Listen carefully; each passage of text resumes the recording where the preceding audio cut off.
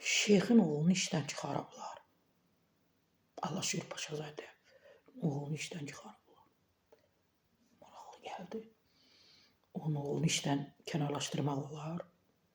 Vəzifəsindən azad edilən Qafqaz Müsəlmanları İdarəsinin sədri Şeyx Hüseyn Allahşükür Paşazadənin oğlu Məhəmməd Paşazadənin yerinə Kamil Bektaşi gətirilib. Təbii ki, istinad edilən Müsavat.com-a, o da manşedə istinadən xəbər verir ki, Azərbaycan Xəzər Dəniz Gəmiçiliyi sədri Əfqan Cəllovun müvafiq əmri ilə Kamil Bektaşi sədrin müşaviri təyin edilib.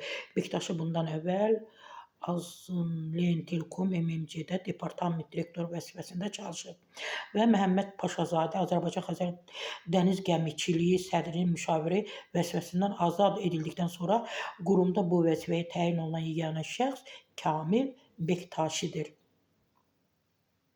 Şeyxin oğlunu necə vəzifədən kənarlaşdırmaq olar? Yəni, hər şeyə inana bilərdim, buna inanmaq bilmirəm nə qədər xəbərdir. Təbii ki, yəqin xəbər verilibsə düzdür.